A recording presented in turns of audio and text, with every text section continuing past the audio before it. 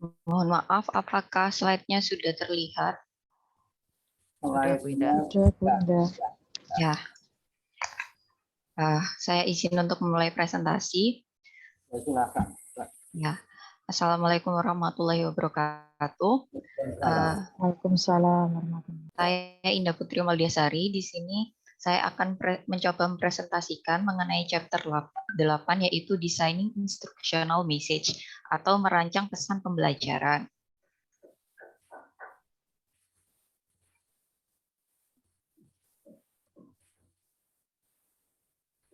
Pertama, bagian pendahuluan. Di sini ada suatu kisah, yaitu ketika Anda telah belajar dengan dia dalam proyek rancangan pembelajaran, termasuk mengenai materi cetak dan bagian multimedia, Anda telah merancang dengan hati-hati grafik, halaman, dan layar untuk bagian multimedia, termasuk sistem arahan yang mudah untuk digunakan. Nah, pada menit terakhir, ternyata pimpinan Anda memutuskan proyek Anda diperlihatkan ke Departemen Pelatihan untuk dipresentasikan. Dia memberi arahan untuk Anda bertemu perusahaan produksi yang menjanjikan untuk mengubah bahan pembelajaran Anda menjadi sesuatu yang baik, menyaingi video game dan majalah yang bagus.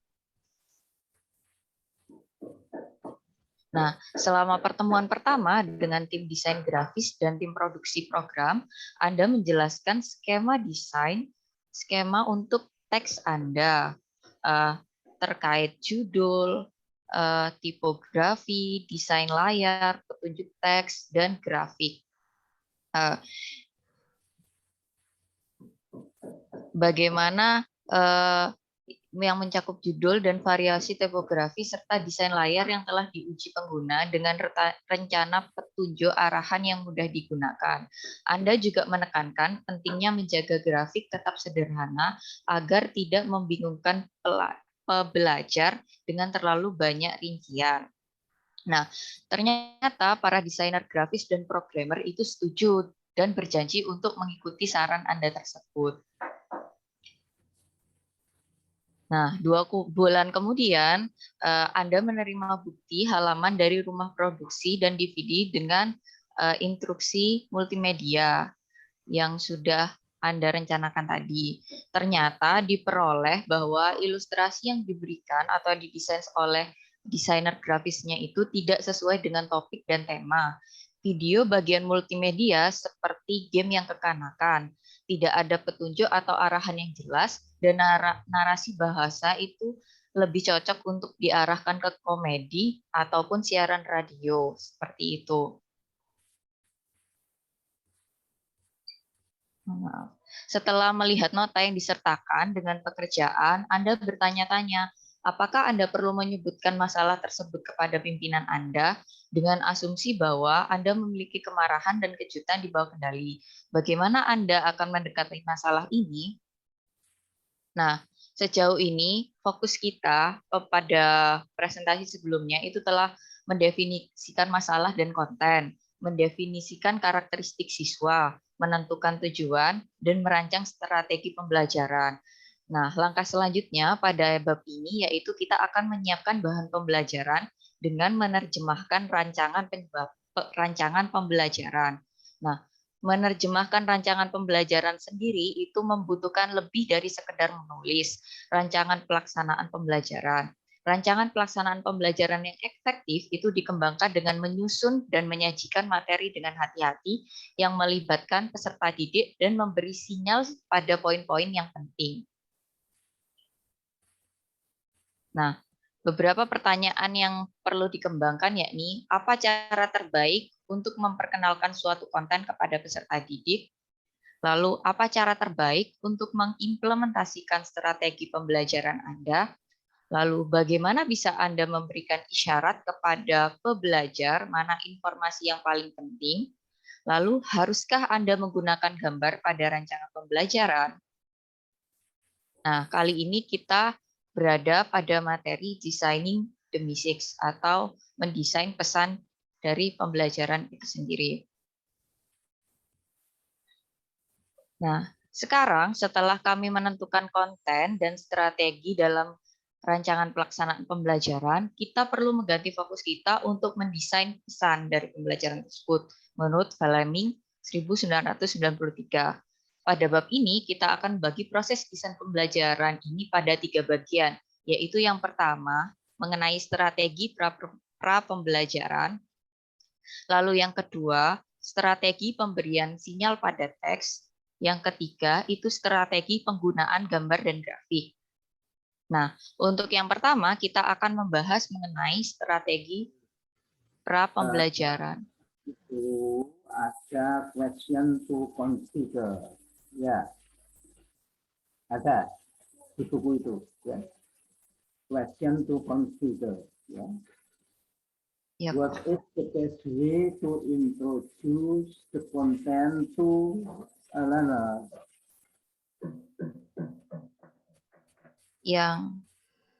Nah, pertanyaan yang kedua, what is the best way to implement your instructional strategy? Ya. Dan yang ketiga adalah, how can you view the learner to the most important information? Ada di situ. Iya, Prof. Use pictures with your instruction. Semua itu harus dijawab, dan jawabannya ada pada pembahasan dari chapter ini. Kan begitu. Iya, Prof. Benar. Anda akan memberikan pengetahuan tentang instructional strategy. Jadi strategi pembelajaran itu seperti apa? Ya, terus. Maka Anda harus membahas, di sini awalnya adalah pre-instructional strategy. Strategi awal pembelajaran. Ya, strategi awal pembelajaran. Coba jelaskan strategi awal pembelajaran itu. Baik, terima kasih. Seperti yang tadi dijelaskan oleh Prof. Prabowo, yang pertama kita akan membahas mengenai strategi awal pembelajaran atau strategi pra-pembelajaran. Nah, setiap bagian dari pembelajaran dimulai dengan membentuk sebuah pendahuluan untuk menyiapkan peserta didik dalam belajar mengenai suatu hal. Hartley and Davis 1976 mengidentifikasi 4 perbedaan metode dari strategi pembelajaran untuk memperkenalkan sebuah bagian dari pembelajaran. Yang pertama ada pretest. Lalu yang kedua, bukan strategi pembelajaran, strategi awal pembelajaran. Ya, yang Anda tulis pembelajaran itu awal pembelajaran ada strateginya. Yang pertama yaitu let's see table 8.1, ya. Yaitu pre-instructional strategy. Yang pertama pretest dan seterusnya. Apa kita tadi itu? Terus. Ya, jadi ada 4 perbedaan metode dari strategi awal pembelajaran yang diungkapkan oleh Hartley Davis. Nah, yang pertama adalah pretest, kedua behavioral objective atau tujuan perilaku, yang ketiga ada overview atau gambaran umum, yang keempat ada advanced organizer, di mana pretest yakni menyiapkan pertanyaan yang relevan terkait rencana pembelajaran.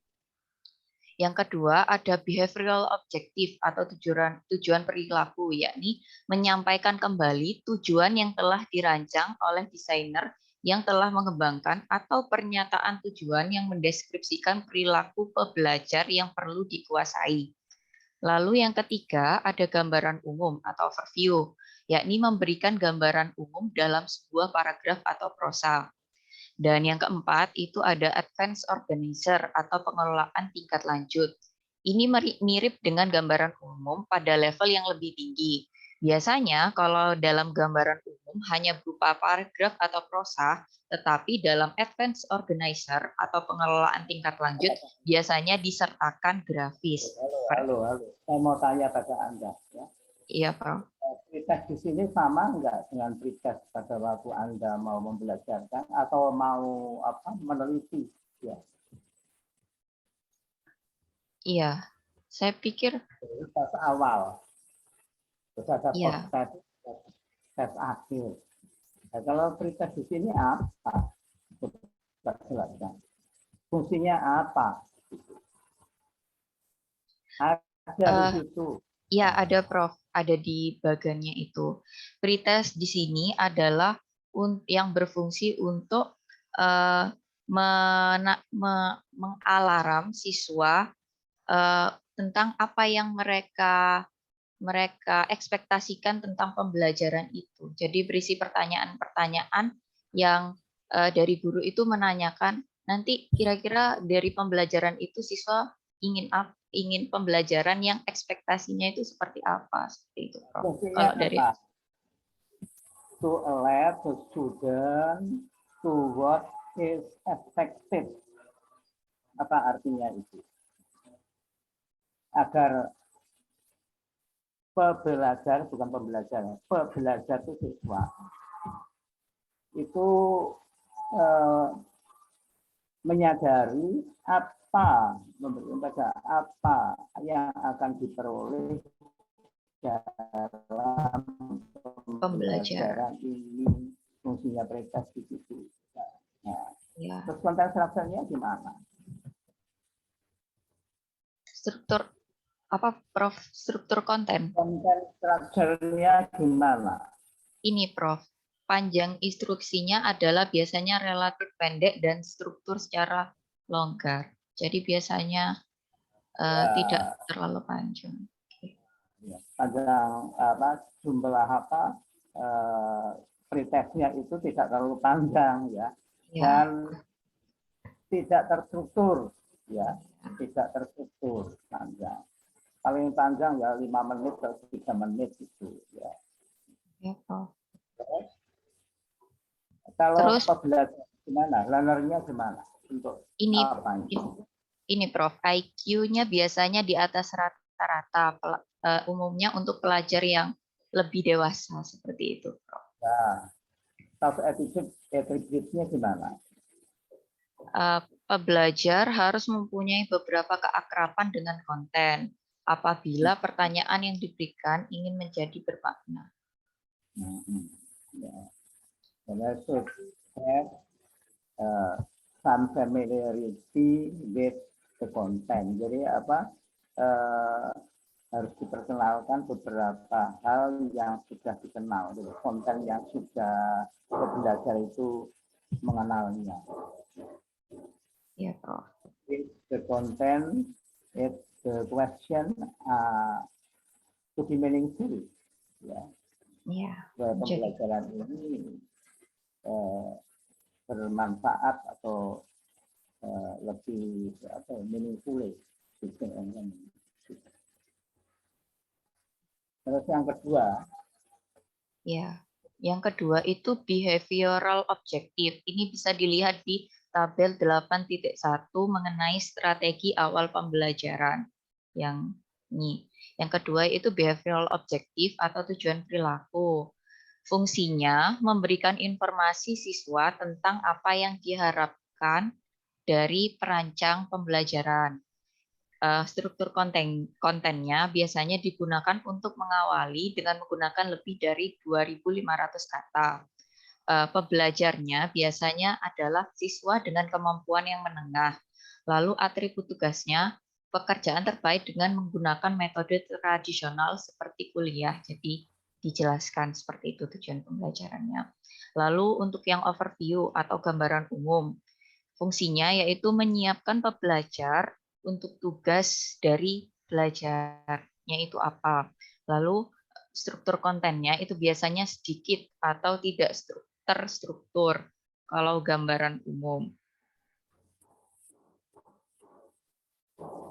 Biasanya untuk bagian overview atau gambaran umum, pembelajarnya yakni pertama, apabila kemampuan siswanya tingkat bawah ataupun kemampuan siswanya tingkat tinggi. Apabila kemampuan yang siswanya itu Ya, behavioral objective itu maksudnya apa? Strateginya Menjelaskan tujuan dari pembelajaran itu. tujuan, menjelaskan Ya, tujuannya kepada anak-anak itu. ya. Fungsinya apa? Menjelaskan tujuannya. Agar siswa tahu apa perilaku apa atau kemampuan apa yang guru inginkan setelah pembelajaran itu diberikan. Siswa ingin memahami apa seperti itu. Ya, precisely Sesuai apa? dengan Secara apa, secara Prof? apa? Maaf, Precisely itu artinya apa? Precisely artinya apa? precisely itu Precise itu tepat, ya. oh ya, Precisely secara tepat, ya. ya secara tepat. Ya. Jadi memberitahukannya secara tepat, benar, tepat, ya. Terus konten strukturnya gimana? Menggunakan lebih dari 2.500 kata. Ya, tidak lebih, ya. Tidak lebih Tidak dari. lebih, ya. Atau lebih kecil lah dari 2.500 kata, enggak panjang-panjang. Terus untuk siswa yang bagaimana di sini? Kemampuannya untuk siswa yang menengah, Prof. Kemampuannya apa? Untuk siswa tingkat menengah, middle ability students. Kemampuan siswa tingkat menengah. Ya. Tidak atas tadi yang di atas itu di atas rata-rata itu average, ya. Kalau ini middle ability student itu tengah, ya. Ya. Iya. Terus tugasnya gimana? Attribute-nya itu gimana? Yang terbaik menggunakan metode tradisional seperti kuliah. Seperti mungkin kalau yang saya tangkap dari kalimat ini, metode langsung membicarakan secara langsung tujuannya seperti itu, menjelaskan secara langsung tujuannya. Mungkin kalau tradisional. Ya, yang Ya. paling bagus itu untuk anak-anak yang middle ini, middle ability, ya. With traditional method, jadi metode tradisional seperti ceramah, ya. Oh ya, seperti ceramah. Ya, gitu. Nah. Terus overview, artinya apa overview? Gambaran umum. Gambaran umum atau sekilas info. Iya, sekilas info mengenai. Terus. Ya, sekilas info mengenai materi pembelajarannya tersebut. Struktur kontennya itu agar siswa tahu gambaran umum dari gambaran umum atau gambaran sekilas dari materi pembelajaran tersebut. Pengenalan seperti itu. Prepare the learner artinya apa? Menyiapkan pembelajar untuk tugas belajar. Untuk tugas pembelajaran. Prepare itu mempersiapkan, ya. Iya. Terus konten strukturnya gimana? Konten strukturnya itu sedikit atau tidak struktur. Biasanya itu kan jangan terlalu panjang kontennya itu 4 jam, setengah jam jangan. Ya 3 menit lah, 4 menit. Ya. Nah. Terus untuk siswa yang bagaimana di situ? Apabila untuk siswa yang tingkat bawah, itu biasanya atribut tugasnya menggunakan fakta, pernyataan yang fakta. Lalu untuk kemampuan siswa tingkat yang tinggi, itu biasanya atribut tugasnya menggunakan konsep. Nah, yang saya mau tanya, ada fakta dan konsep yang sudah dipelajari yang lalu. Apa artinya fakta itu?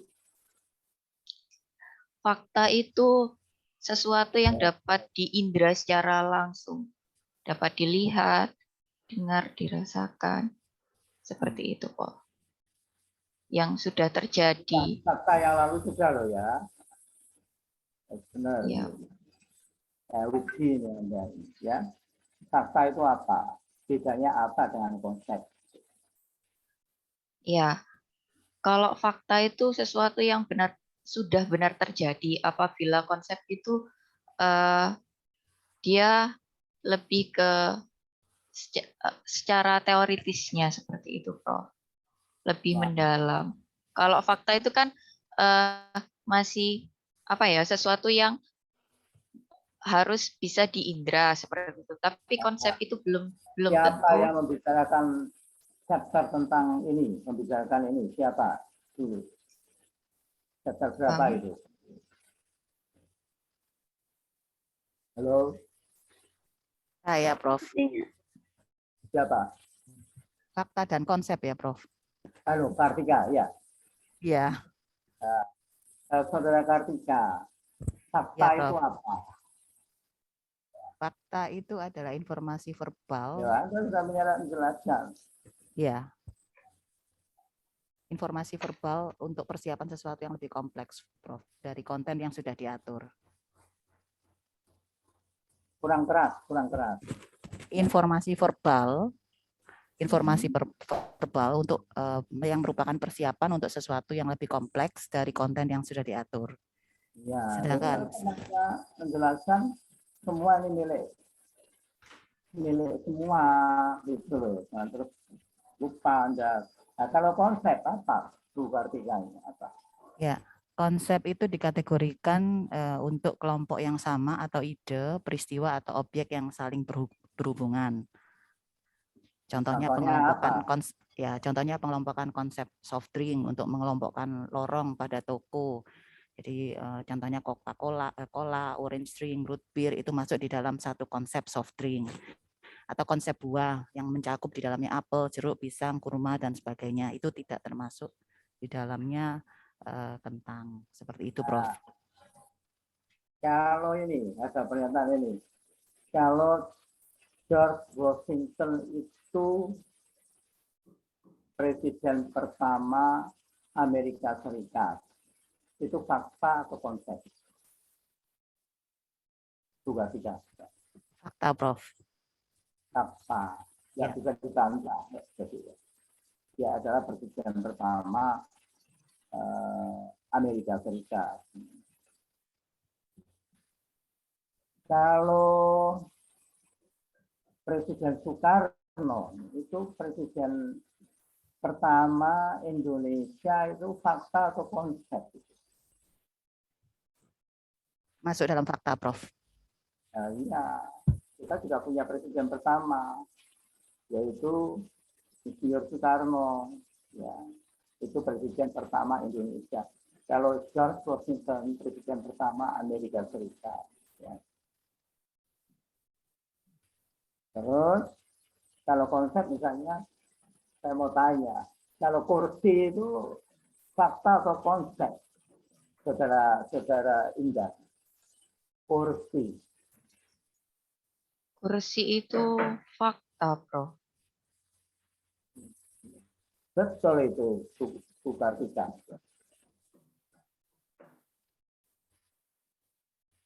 Kursi itu fakta. Betul enggak? Masuk di dalam konsep, Prof. Konsep. Kursi itu mesti ada tempat duduknya, ada lendeannya. Lendean itu tempat bersandar, ada kakinya bisa 4, ada yang kakinya 1, juga ada putar-putar itu ya. Itu adalah konsep. Semua yang seperti itu adalah kursi. Kalau meja gimana? Saudara Indah. Fakta atau konsep? Konsep. Konsep. Ada landasannya, tempat menulis, atau tempat makan, ada kakinya 4, dan juga kakinya 1 ada juga. Ya. Yang jelas ada tempat menulis, tempat menaruh benda-benda di situ. Itu konsep. Itu jangan sampai lupa ya. Itu yang diajarkan untuk lower ability student atau murid yang bawah, ya kemampuannya bawah, itu fakta. Tapi untuk higher ability student, yaitu murid yang kemampuannya tinggi, itu konsep. Ya, jelas semua. Jelas, Prof. Siapa yang mau tanya itu tentang fakta dan konsep itu? Dan terus Anda sering bilang konsep, fakta, tapi nggak ngerti artinya kan payah. Di S1 kan tidak. Ya. Nah. Terus berikutnya apa Bu Indah itu? Pre-international strategy apa? Organizer advance atau pengelolaan tingkat lanjut. Advance organizer atau pengatur awal pembelajaran. Advance organizer itu fungsinya untuk apa, Saudara Indah? Ya. Sebagai konseptual kerangka kerja yang dibutuhkan untuk memperjelas konten untuk pembelajar. Ya, kalau menerjemahkan jangan begitu ya, jangan dibalik MGDM dan sebagainya. Conceptual framework sebagai kerangka konseptual ya, yang diperlukan untuk mengklarifikasi materi pembelajaran bagi siswa. Ya, itu artinya. Itu advance organizer itu. Ya. Terus konten strukturnya gimana, Saudara Indah? Harus mempunyai struktur yang dominan. Dominan struktur yang menarik, gitu. Ya, yang menarik. Jadi harus menarik anunya. Organizernya harus menarik. Ya. Terus bagi belajar yang bagaimana, bagi siswa yang bagaimana itu? Di atas rata-rata, yang lebih dewasa kemampuannya, kematangannya, dan kerumitannya itu ya, sophistication-nya itu ya. Nah, terus task attribute-nya apa? Informasi faktual, Prof. Factual information artinya apa, Saudara Indah? Factual information itu informasi yang berdasarkan fakta.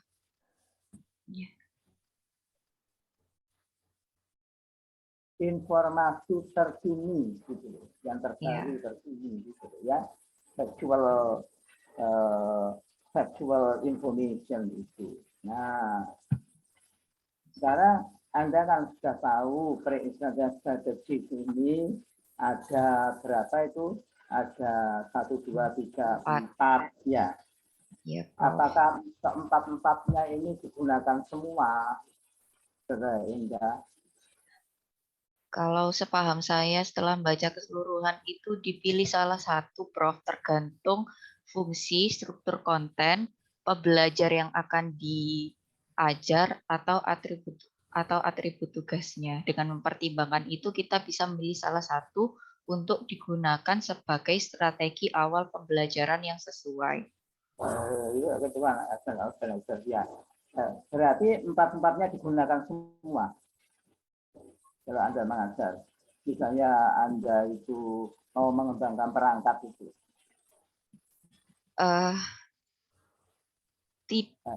Ya, sebentar, saya ulangi lagi ya. Iya. Anda mengenal segitiga, ya, di awal pembelajaran. Segitiga emas pembelajaran yang saya ajarkan dulu. Itu berpusat pada apa? Ingat ya, tugas akhir Anda itu nanti membuat perangkat pembelajaran. Ini kan tugasnya PJJ itu perangkat pembelajaran. Ya. Apa? Yang utama pertama kali itu apa? Kalau segitiga emas. Kurikulum pembelajaran dan asesmen. Kurikulum pembelajaran dan penilaian atau asesmen.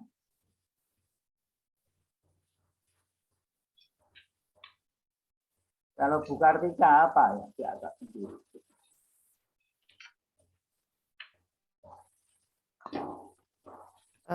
Yang mana, Prof? Yang segitiga tadi, Prof?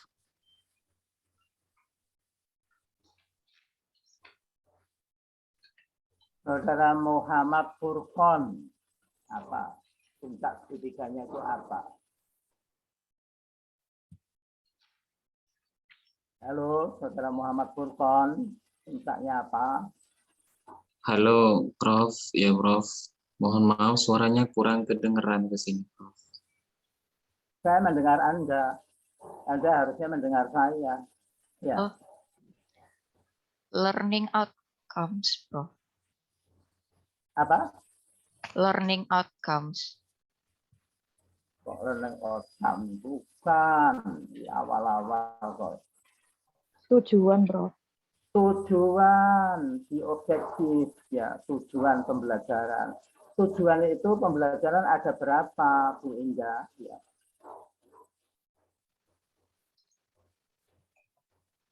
Tujuan Ada pembelajaran itu ada berapa? 3 aspek, kognitif, Ada afektif, sama berapa? psikomotor. Bukan apa? Ada 3 atau yang sudah 3 aspek, ya, Prof. ya itu. 3 itu apa aja? Buat kita. Kognitif, psikomotor, dan afektif, Prof. Ya, kognitif, afektif, psikomotor. Ya, 3 itu tujuannya. Ya. Nah, tadi itu dikatakan kalau sudah ada tujuan, kan ada panahnya ke bawah. Panahnya dari segitiga itu 2, ke atas dan ke bawah. Yaitu apa? Yang kaki segitiga yang pertama itu apa? Kaki sebelah kirinya itu apa? Learning experience, pengalaman belajar. Pengalaman belajar. Nah, itu harus ingat. Nanti dalam tugas itu harus digambar itu loh ya. Awal-awalnya digambar supaya nggak lupa Anda. Pada learning experiences itu terdiri dari apa, Bu Indah? Jadi Anda itu mau memberi pengalaman belajar apa, Bu Indah?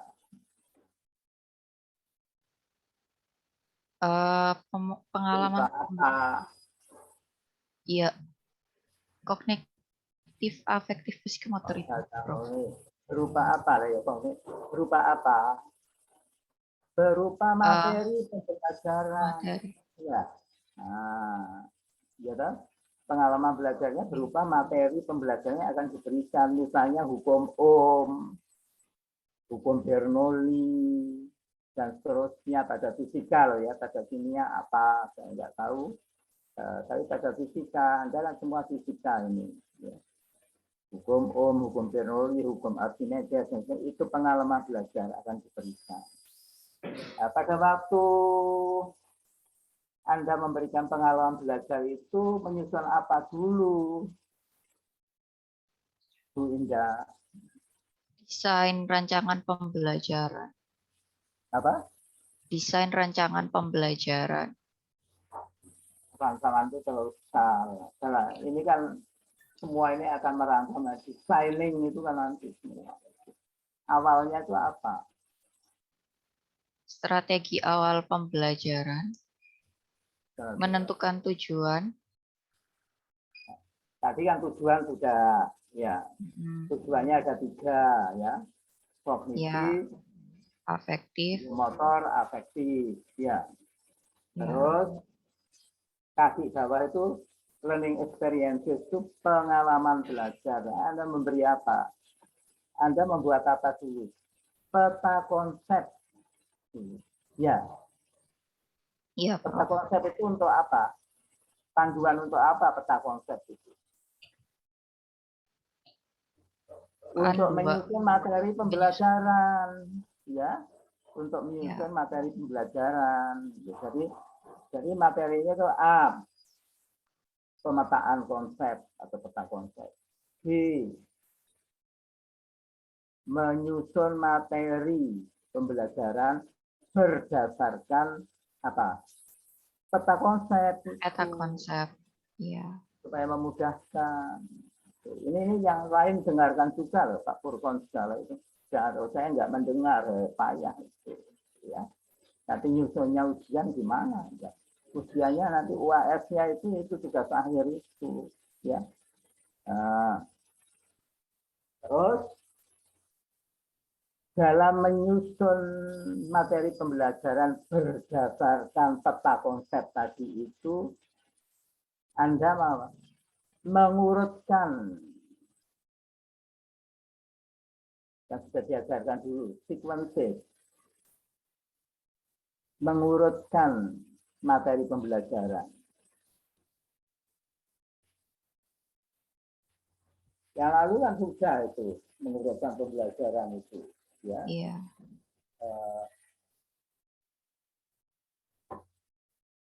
Ini itu yang ini kecil, terlalu kecil. Nah ini Anda sekarang itu sebetulnya chapter 8 itu instructional delivery method. Jadi metode penyampaian pembelajaran yang tadi dikatakan oleh ini buku yang ke-8 ini adalah message itu, pesan itu. Pesan pembelajaran itu. Message-nya berupa materi pembelajaran. Nah, terus tadi sudah ya, Anda itu pengalaman belajarnya isinya apa? Yang pertama adalah pemetaan konsep. Peta konsepnya ini.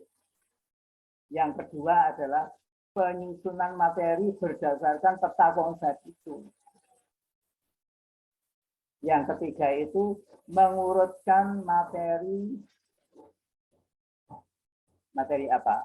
Agar tadi itu dimulai dari yang paling sederhana dan ini ada di chapter 7 kalau nggak salah, ya. Di chapter 7 yang disampaikan oleh mungkin Bu Kartika.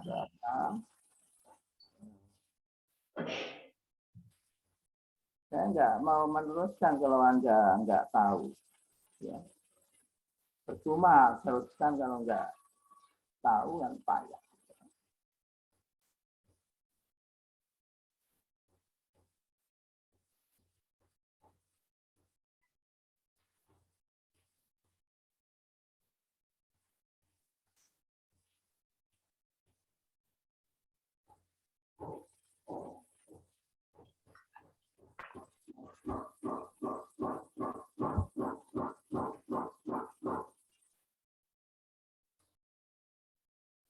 Mengurutkan itu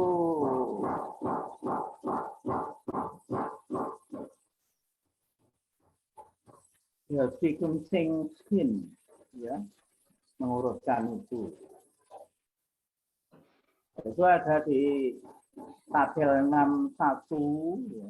Tabel 61 itu chapter 6.1, ya. Ada learning related sequencing. Yang pertama itu identifiable prerequisite, mengidentifikasi prasyarat konsep prasyarat, ya, prerequisite konsep prasyarat, ya. Terus berdasarkan familiarity, berdasarkan difficulty, berdasarkan interest, berdasarkan development, ya. Itu learning related sequencing, mengurutkannya itu yang pertama. Yang kedua itu words related sequencing, ya. Yaitu spatial, temporal, dan physical, ya. Ini kalau saya mengulang-ulang terus saya payang ini. Dulu yang menyampaikan ini siapa? Mengurutkan ini.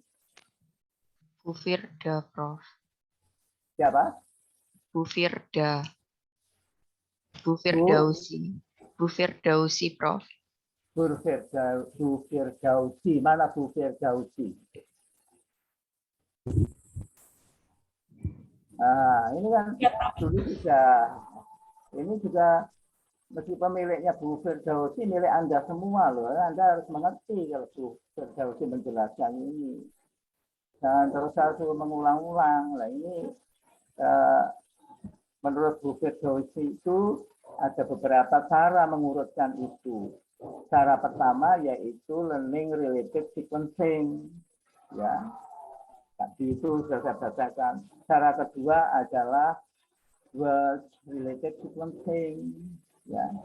Dan cara yang ketiga yang paling penting juga saya kira konsep related sequencing, pengurutan konsep itu, yaitu fenomenanya itu apa di sini? Class relation. Class relation, ya. Contohnya ada di situ, ya, yaitu teach characteristic of class before teaching member of the class. Jadi mengajarkan karakteristik tentang kelas itu sebelum mengajarkan anggota dari kelas itu, muridnya itu. Ya, itu yang pertama ya. Yang berikutnya adalah teach concept of central tendency. Ya. Jadi mengajarkan konsep central tendency itu gejala terpusat. Ya. Before teaching about mean, mood, and median.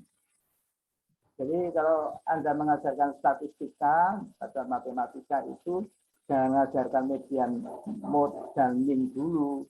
Itu semua adalah gejala terpusat. Harus diajarkan konsep tentang central tendency. Gejala terpusat itu seperti apa?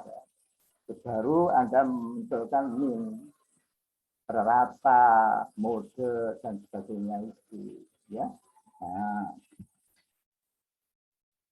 Yang kedua, fenomena yang kedua adalah proportional relation. Hubungan proporsional. Ya. Contohnya, maaf ya, ini tetangga ini pada bangun apa rumahnya itu dibangun diperbaiki sehingga suaranya kayak gini bising ya. Jadi, maaf ya. Proportional relation itu contohnya provide example first, berikan contoh pertama kali, and then the proposition, ya, contohnya dulu, baru proposisinya, ya. Contoh lagi ini, so student example of metal expansion, tunjukkan pada siswa itu contoh metal expansion, yaitu pengembangan apa, pemuaian apa logam, ya, misalnya kukisit. Kukisit itu apa, Bu Indah? Atau Iya, Prof. Firdausi apa? Kukisit itu apa?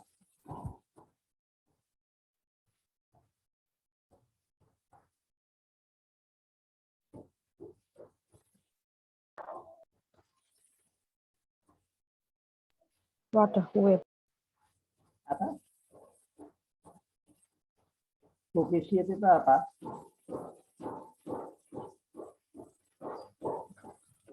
Kertas roti itu loh, ya. Kertas roti, ya. Cookies itu roti, ya. Sheet kertas, ya. Begitu. Terus lagi contoh lagi. Bridge on a hot day. Ya. Bridge on a hot day. Dan selanjutnya. Kemudian jelaskan bahwa logam kalau dipanaskan akan mengembang. Ya. Logam bila dipanaskan atau ditingkatkan suhunya akan mengembang. That metal expansive when heated. Ya. Itu contoh-contohnya. Itu namanya proportional relation. Berikutnya sophistication. Tingkat kesulitannya, kerumitannya bagaimana? Begin with concrete or simple and then proceed to abstract or complex concept. Jadi mulailah konsep yang paling sederhana, baru ke konsep meningkat ke konsep yang apa? Yang kompleks. Ya. Yang sederhana misalnya konsep yang konkret, ya, konsep konkret baru ke abstrak, ya. Teori perkembangan Piaget itu loh, dari konkret ke abstrak gitu ya. Jadi mengajarkannya konkret dulu. Contohnya konkret dengan apa? Pengalaman langsung. Ya. Pengalaman langsung ya. Anda disuruh ke lab, ke laboratorium, dilakukan pengalaman langsung, percobaan di situ secara langsung ya. Nah. Terus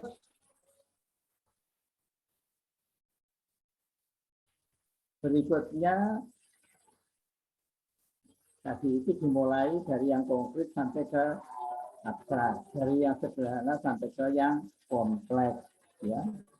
Nah, berikutnya the concept of mean ya.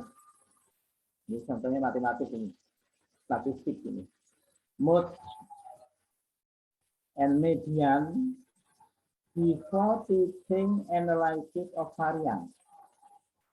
Jadi Anda jangan mengajarkan analisa lebih dulu, tapi ajarlah dulu konsep tentang rata, mode, dan median. Baru ke analisis varian. Jangan terbalik.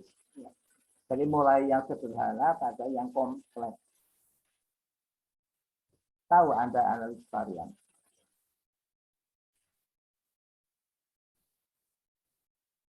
Untuk menganalisis berbagai variansi.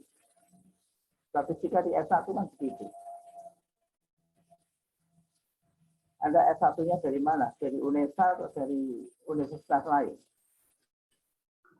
Dari S1 Pendidikan UNESA, Prof. Jadi? Fisika.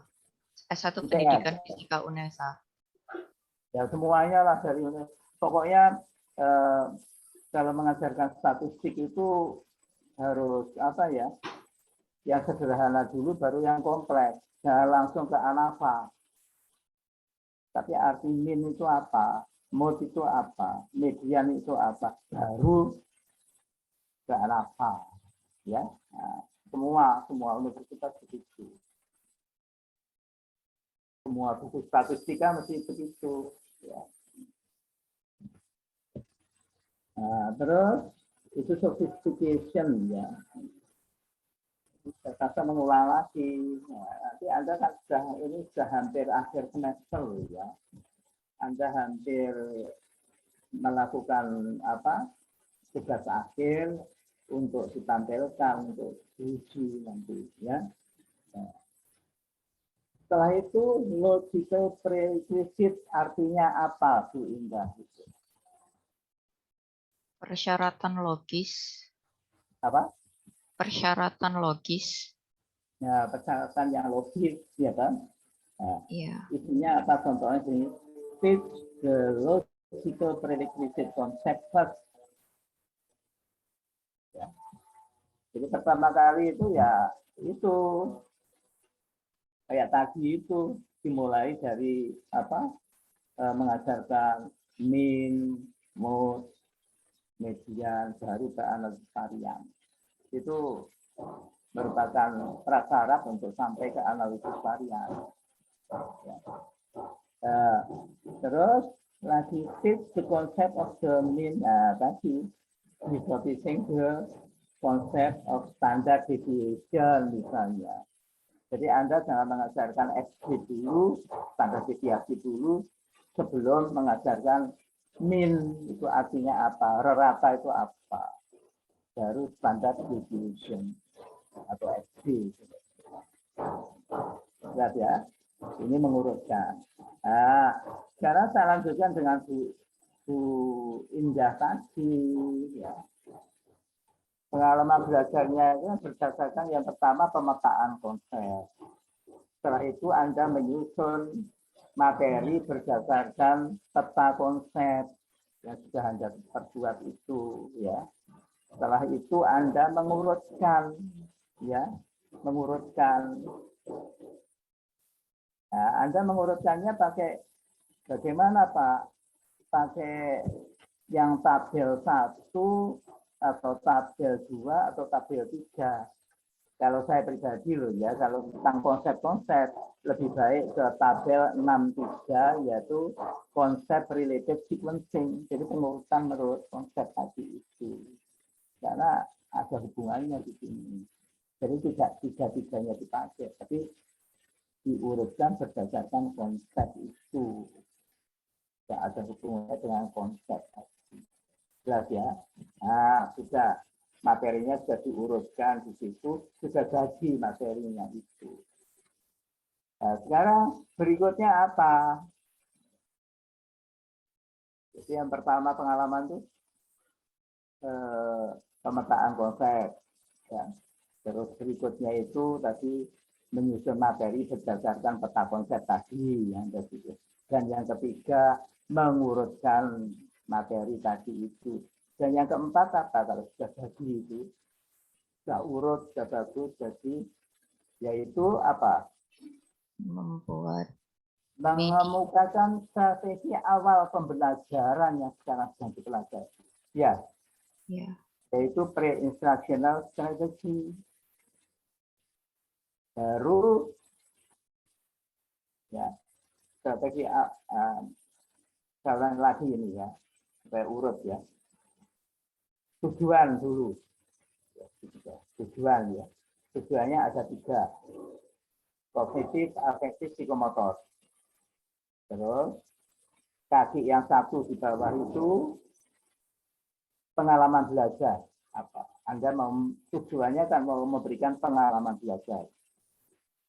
Makanya panahnya 2, ke bawah dan ke atas. Ya. Jadi Anda akan memberikan pengalaman belajar berdasarkan tujuan pembelajaran. Apa tujuan kognitif, apa tujuan psikomotorik, apa tujuan afektif. Nah, setelah itu, dalam memberi pengalaman belajar itu, Anda pengalaman belajarnya apa? Misalnya hukum Bernoulli, ya. Pemetaan konsep tentang hukum Bernoulli. Ya. Pemetaan konsep tentang hukum Bernoulli. Itu yang A ya. Yang B kecil ya. Apa?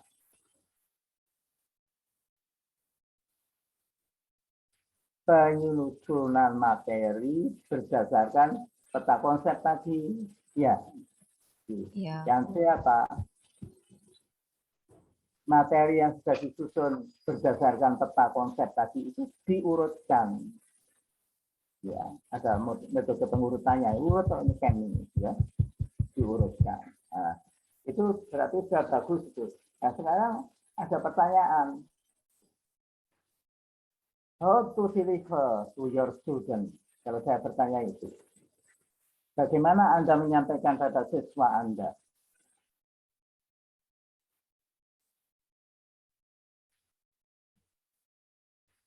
Yo. Ada bicara apa? Berbicara soal ini Prof, membuat susunan bagaimana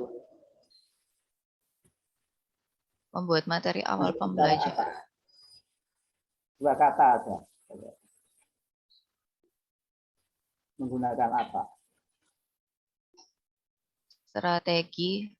Strategi awal pembelajaran. Nah, ya. Media. ABCD ya. Membuat strategi awal pembelajaran dulu, ya kan? Nah, setelah itu apa? Anda bicara apa kalau? Setelah itu desain media pembelajaran. Model pembelajaran. Ya. Tahu Anda model pembelajaran.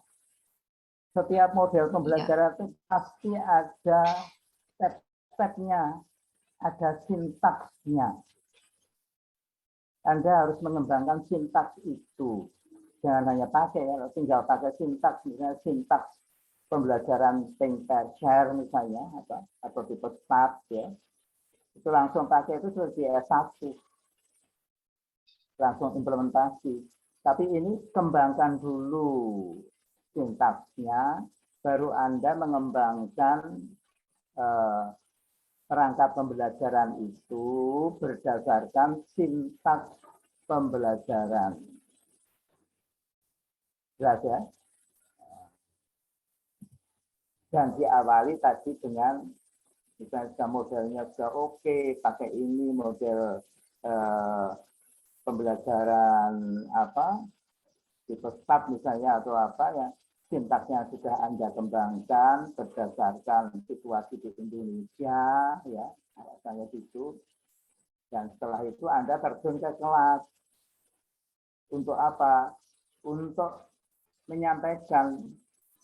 Kalau tadi itu di buku yang ke-8 tadi itu message-nya, pesannya. Kalau di sini di yang cetakan yang lama ini lebih bagus. Lebih bagus yaitu to deliver, ya, untuk menyampaikan materi pembelajaran tadi itu yang sudah diatur di situ.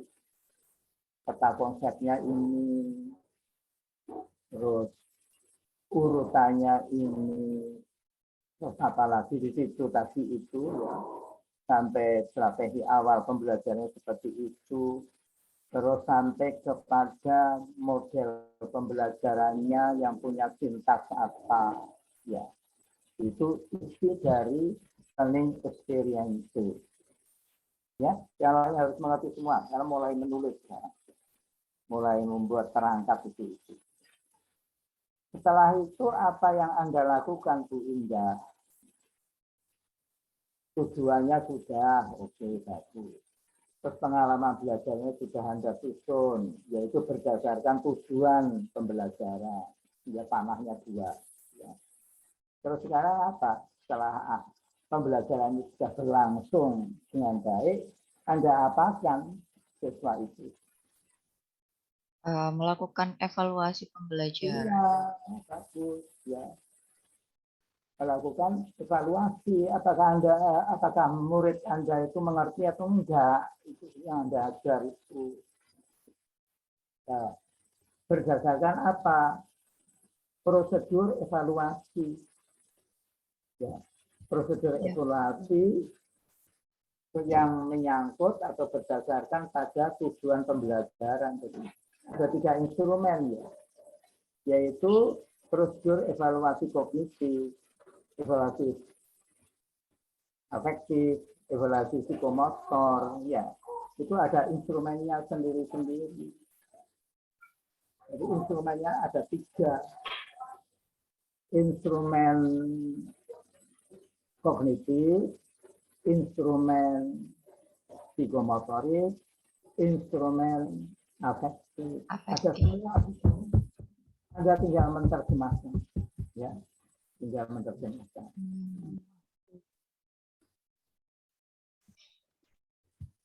Nah, sekarang teruskan dulu tentang pre-instructional strategi. Sudah sampai pada tabel 8.1 mengenai strategi awal pembelajaran. Ya, strategi awal pembelajaran. Ya. Ya. Izin melanjutkan, Prof. Ya, silakan.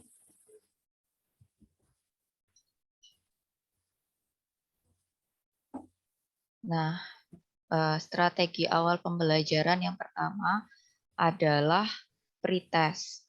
Pada strategi, sebuah pretest yang digunakan sebagai strategi awal pembelajaran berbeda dari pretest yang digunakan untuk menilai pengetahuan awal pembelajar. Seperti tadi juga yang telah dijelaskan Prof. Ketika digunakan sebagai strategi awal pembelajaran, pretest ini dirancang untuk meningkatkan kesadaran siswa tentang konten dengan memberikan petunjuk pada poin-poin kunci. Isyarat ini akan membantu pembelajar mengidentifikasi dan memberikan fokus pada ide-ide utama dalam bagian pembelajaran. Nah, stop dulu. Pak Oh ya, Furkon mendengar enggak itu? Apa yang dikatakan Bu Indah? Iya, Prof. Mendengar ya? Dan Iya, Anda harus Prof. mengerti juga ya. Nah, kayak yang dikatakan oleh Bu Indah tadi. Karena itu milik Anda juga ya. Nah, terus berikutnya Bu Indah apa? ya Prof. Jawaban atas pertanyaan pretest biasanya tidak diberikan secara langsung karena jawabannya berasal dari bahan ajar.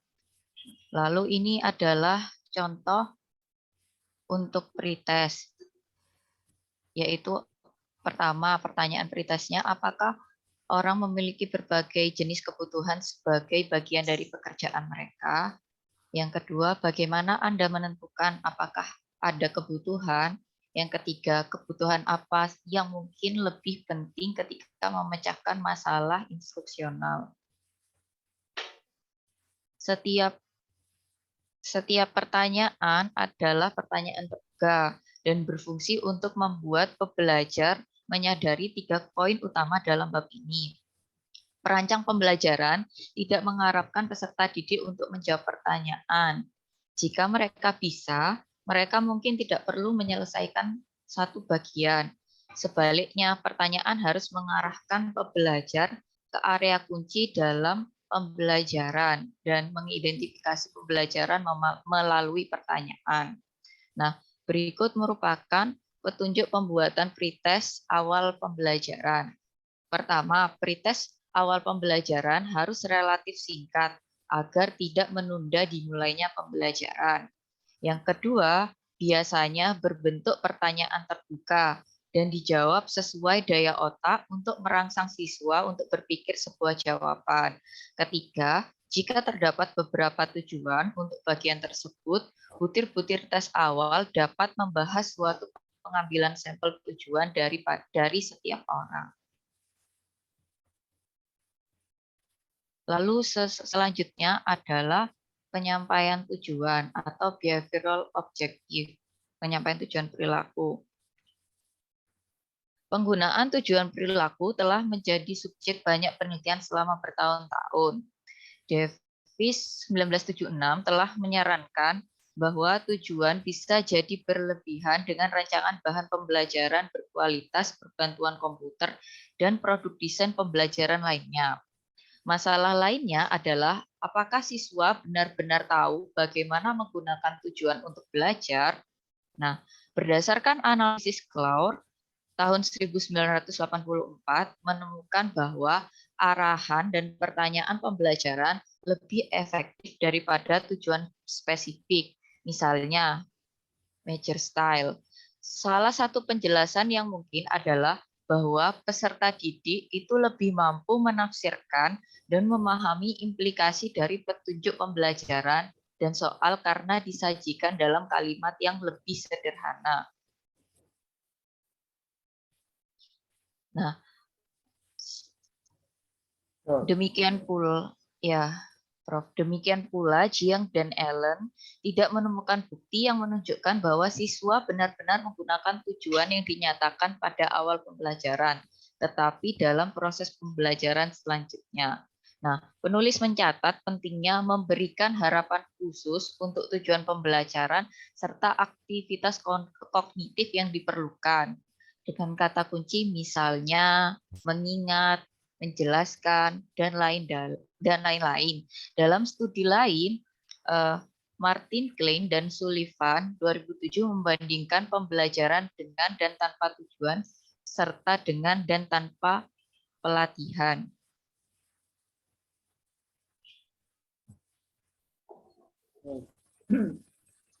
Ya, lalu selanjutnya penelitian dan praktek sangat mendukung penggunaan tujuan oleh perancang pembelajaran dan guru ketika merancang pembelajaran. Dan jika peserta didik melihat dari waktu ke waktu bahwa item soal secara langsung terkait dengan tujuan, pengaruh orientasi tujuan harus sangat meningkat. Nah, berikut ini adalah contoh penggunaan tujuan sebagai strategi strategi awal pembelajaran sebagai bagian alat bantu pekerjaan. Pertama, di akhir bagian ini Anda akan menjelaskan perbedaan antara alat bantu kerja dan bagian pembelajaran. Kedua, menentukan kapan bantuan pekerjaan mungkin lebih tepat dibandingkan pelatihan. Yang ketiga, merancang alat bantu kerja.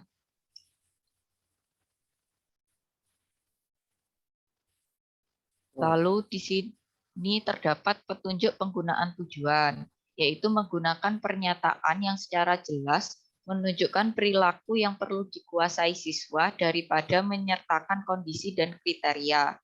Yang kedua, jika ada beberapa tujuan untuk bagian tersebut, maka buatlah pernyataan yang lebih umum agar daftarnya lebih pendek daripada 7 item. Terlalu banyak tujuan itu akan menempatkan terlalu banyak persyaratan pada memori kerja, sehingga mengakibatkan kebingungan daripada penguasaan bahan atau materi pembelajaran. Yang ketiga, menulis tujuan dengan gaya bahasa yang dapat dipahami oleh peserta didik. Yang keempat, tujuan menjadi kurang efektif dengan satuan pembelajaran yang lebih panjang dari lebih dari 2000. Yang ketiga itu dibaca itu contohnya. Contohnya. Ya, menulis tujuan dengan gaya yang dapat dipahami. At the end of this unit, you will titik-titik itu loh. Ya. Pada akhir jadi membuat kalimat tujuannya itu harus hati-hati. Jadi ada contohnya, ya. Nah, terus. Iya, Prof. Ya, contohnya untuk yang nomor 3, pada akhir bagian ini Anda akan titik-titik sebagai lawan dari pada penghentian terhadap penyajian pembelajaran, pembelajar akan mampu apa seperti itu. Lalu yang keempat, tujuan menjadi kurang efektif dengan satuan pembelajaran yang lebih panjang, yaitu lebih dari 2.500 kata. Menurut Claur 1984, para peneliti berteori bahwa terlalu sulit bagi peserta didik untuk mengingat tujuan dan konten untuk bagian yang panjang. Akibatnya, efektivitas tujuan sebagai strategi awal pembelajaran menurun. Selanjutnya yaitu gambaran umum. Gambaran umum dan pengelolaan awal sering disebut secara sinonim. Namun, sebenarnya mereka sangat berbeda. Gambaran umum ditulis pada tingkat abstraksi yang sama dalam bagian pengajaran dan hanya berfungsi untuk memperkenalkan siswa pada tema yang sentral. Gambaran umum paling sering diidentifikasi sebagai pendahuluan, karena biasanya ditulis sebagai prosa. Berikut ini adalah contoh gambaran umum untuk unit alat bantu kerja. Yaitu alat bantu kerja adalah panduan langkah demi langkah untuk melakukan tugas di tempat kerja. Alat bantu kerja sering digunakan untuk tugas yang kompleks atau tugas yang jarang dilakukan. Contoh tugas adalah instruksi pada telepon umum untuk membuat berbagai jenis panggilan jarak jauh. Meskipun sebagian besar individu yang melakukan panggilan tersebut telah menerima instruksi tentang tugas tersebut dilakukan sangat jarang, sehingga bantuan pekerjaan digunakan untuk meminta pengguna melakukan langkah-langkah tersebut. Ya, tadi itu merupakan contoh dari gambaran umum yang biasanya ada di pendahuluan. Lalu selanjutnya adalah petunjuk gambaran umum. Terdapat 4 pendekatan umum dalam merancang gambaran umum. Pendekatan pertama dan paling umum adalah dengan memberi ringkasan konten. Kebanyakan pendahuluan yang berfungsi sebagai gambaran umum menyajikan ringkasan. Yang kedua, yakni mengajukan bagian masalah yang akan membantu peserta didik memecahkan masalah. Misalnya, menemukan perbedaan dalam rekening bank Anda. Lalu, Menyajikan masalah dapat meningkatkan motivasi dan meningkatkan minat peserta didik pada materi karena mereka mengenali aplikasinya secara langsung. Pendekatan yang ketiga yakni menggambarkan bagaimana konten akan membantu pembelajar. Misalnya, sebagai bagian dari gambaran umum, kita mungkin menyatakan bagian ini akan membantu Anda mengembangkan alat bantu kerja untuk menunjukkan bagaimana pembelajar dapat menggunakan materi dalam pekerjaan mereka. Nah, pendekatan yang keempat disarankan oleh McCrudden, Scrow, dan Hartley tahun 2006 menggunakan pembelajaran pra-membaca untuk menunjukkan kepada peserta didik bagaimana bahan pembelajaran yang relevan dengan tujuan mereka. Misalnya, gambaran umum akan meliputi pembelajaran yang erat dengan pembelajar, seperti mengadopsi perspektif atau membaca untuk tujuan tertentu. Pembelajar kemudian harus mengevaluasi relevansi setiap bagian teks berdasarkan pembelajaran pra-pembacaan. Menurut sebuah studi oleh Ruhl, Lemkel, Beyer, dan Berthold tahun 2015, pembelajaran khusus yang memfokuskan perhatian peserta didik pada konten lebih efektif daripada pembelajaran yang umum. Lalu selanjutnya yaitu sebuah gambaran umum harus relatif singkat atau kurang dari satu halaman. Gambaran umum yang panjang menempatkan beban ekstra pada memori jangka pendek peserta didik, sehingga dapat mengganggu terhadap tugas belajar yang sebenarnya.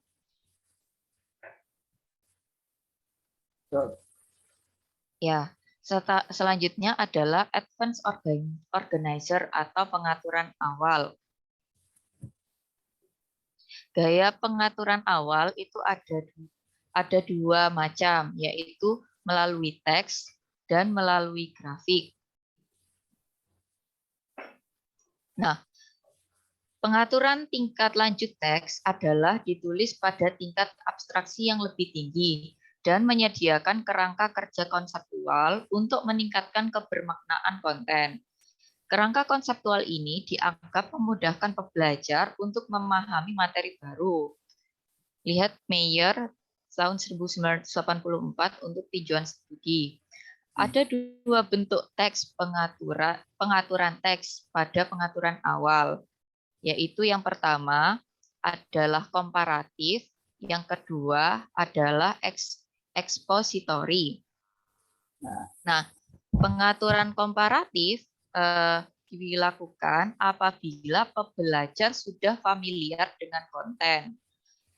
Jika pembelajar sudah familiar dengan konten, maka pembelajaran dilakukan dengan komparatif, di mana membandingkan konten baru dengan apa yang sudah diketahui oleh pembelajar. Namun, jika pembelajar tidak terbiasa dengan konten, maka pembelajaran akan berlangsung secara ekspositori, yaitu menjelaskan atau dengan metode ceramah menggunakan informasi relevan yang sudah diketahui oleh pembelajar. Pembelajaran komparatif berikut ini berasal dari studi Glover, Bullock, dan Dietzer tahun 1990. Sebagai contoh, perhatikan bagaimana penulis membandingkan ide pengujian model dengan pengembangan mobil menggunakan model mobil. Banyak kemajuan ilmiah adalah hasil dari model pengujian yang menggambarkan fenomena alam. Model ilmiah serupa dalam beberapa hal dengan model yang kita semua kenal. Misalnya, model-model mewakili mobil asli, tetapi lebih mudah untuk dimanipulasi dan dipelajari daripada mobil asli. Pertimbangkan bagaimana mobil dapat dengan mudah dimasukkan ke dalam terowongan angin kecil untuk menguji cara bentuk mobil yang memungkinkannya meluncur di udara. Dengan menguji model mobil, para insinyur dapat dengan cepat dan murah menguji banyak kemungkinan bentuk mobil baru sebelum menetapkannya. Pada beberapa halaman berikutnya, Anda akan membaca lebih lanjut tentang bagaimana astronomi menggunakan model tersebut. Itu merupakan contoh dari pembelajaran yang komparatif di awal. Selanjutnya adalah pengaturan awal menggunakan grafis. Ya, pengaturan grafis tingkat lanjut disebut juga sebagai peta konsep dan peta pengetahuan. Diagram ini menyajikan ide-ide yang menghubungkan ide-ide terkait dengan garis penghubung untuk mengekspresikan hubungan antar ide. Sebuah meta-analisis baru-baru ini menemukan dukungan positif untuk penggunaan pembelajaran dengan konsep dan peta pengetahuan oleh Scudder, Nesbitt, Anjuino, and Edusip tahun 2017. Penelitian yang lebih baru tentang pengaturan tingkat lanjut telah meneliti penggunaan game edukasi untuk mengajarkan konsep matematika sebagai pengaturan tingkat lanjut oleh Denha 2018, serta membandingkan peta konsep animasi dan statis Adesop dan Nesbitt 2013 dalam Scudder et al. Tahun 2017. Nah, selanjutnya adalah petunjuk pengaturan awal.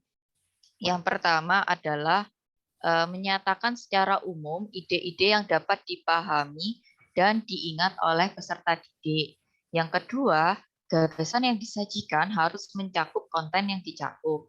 Yang ketiga, jika peserta didik tidak terbiasa dengan konten, maka kita menggunakan pengaturan ekspositori tingkat lanjut mencakup informasi relevan yang sudah dimiliki oleh peserta didik dan membandingkan informasi yang diketahui dengan informasi baru dalam pembelajaran. Yang keempat, jika peserta didik agak akrab dengan konten, maka kita menggunakan pengaturan komparatif untuk membandingkan ide baru dengan ide yang sudah diketahui. Yang kelima, yaitu pengaturan grafik yang dibuat oleh pembelajar lebih efektif untuk siswa dengan kemampuan verbal yang rendah. Diungkapkan oleh Nesbitt dan Edisop tahun 2006. Pemilihan strategi pra-pembelajaran itu harus didasarkan pada faktor-faktor yang sudah dijelaskan dalam tabel 8.1. Prosesnya adalah salah satu menemukan yang paling cocok di antara fungsi, struktur konten, terus target dari pembelajarnya, dan atribut tugasnya.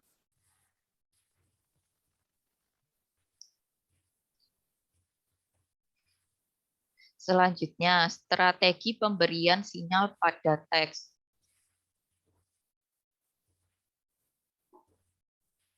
Sebuah bagian pembelajaran, apakah itu buku teks, panduan cetak, pembelajaran berbasis komputer, pembelajaran berbasis multimedia, atau rekaman video adalah artefak dari proses desain yang akan bertahan. Diungkapkan oleh Simon tahun 1981. Artefak ini mewakili antarmuka atau interaksi antara peserta didik dan materi ajar. Dalam istilah yang diungkapkan Simon, artefak akan memenuhi tujuannya jika sesuai untuk peserta didik. Dengan demikian, tugas kita sebagai desainer pembelajaran adalah membuat antarmuka yang sesuai antara bahan ajar dan peserta didik. Salah satu bagian dari proses ini adalah merancang pesan sehingga dapat dikomunikasikan secara efektif. Pada bagian ini, kita mempertimbangkan bagaimana cara untuk dapat merancang pesan dengan memanipulasi teks. Nah, setelah menganalisis buku teks keilmuan, Cambridge and Calvi tahun 1989 menyimpulkan bahwa di sana terdapat elemen desain yang penting dan utama untuk bahan ajar cetak yang baik. Pertama adalah seperangkat elemen khusus seperti kata atau tipografi yang memberi sinyal struktur teks pada pembelajar. Misalnya dalam buku ini, kata-kata di awal setiap bab menandakan susunan teks melalui gambaran umum dan serangkaian pertanyaan. Judul menandakan struktur bab.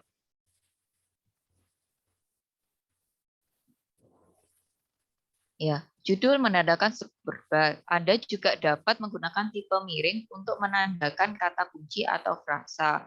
Yang kedua itu adalah keterkaitan antar struktur tes yang membantu mengelola dan mengingat informasi. Kita dapat mempengaruhi struktur ini dengan menggunakan redundansi dan kata-kata dan frase yang familiar. Yang ketiga, harus ada kesesuaian antara isi dan latar belakang pembelajar. Jika pembelajar ingin memahami teks, penelitian lain juga mendukung gagasan bahwa kita dapat mempengaruhi proses kognitif pembelajar dengan cara kita merancang pesan. Selanjutnya, demikian pula Wiley dan Voss tahun 1999 itu menyarankan bahwa jumlah informasi yang dipertahankan pembelajar dari pembelajaran itu tergantung pada perhatian teks. Mari kita periksa bagaimana kita dapat memanipulasi atau menyusun teks untuk mengkomunikasikan skema atau struktur topik kepada pembelajaran. Ya, selanjutnya adalah memberi sinyal skema teks. Ketika peserta didik disajikan dengan sinyal yang mengidentifikasi susunan teks, mereka dapat menggunakan informasi ini untuk membentuk model harapan yang akan membantu pemahaman mereka. Diungkapkan oleh Menes tahun 1994 dalam Richard dan Scatter dan Itel tahun 2016. Sinyal itu dapat bersifat umum ataupun khusus.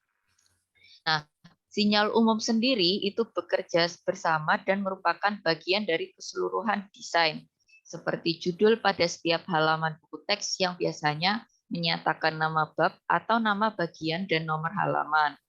Judul dan nomor halaman muncul di setiap halaman. Dengan demikian, mereka bersifat umum. Demikian pula beberapa buku komputer dan teknik menggunakan icon untuk peringatan, perhatian, atau tip yang mungkin tidak muncul di setiap halaman, tetapi digunakan di seluruh materi.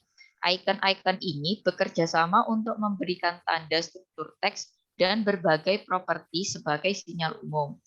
Sinyal umum dapat dianggap sebagai suatu sistem. Mereka terdiri dari tanda dan digunakan di seluruh materi. Entah itu materi cetak, halaman web, atau bagian pembelajaran berbasis komputer. Judul individu seperti menandakan skema teks itu bersifat khusus dan memberikan sinyal ke teks yang mengikutinya. Saat pembelajar menemukan informasi baru, informasi ini ditempatkan di dalam model yang ada.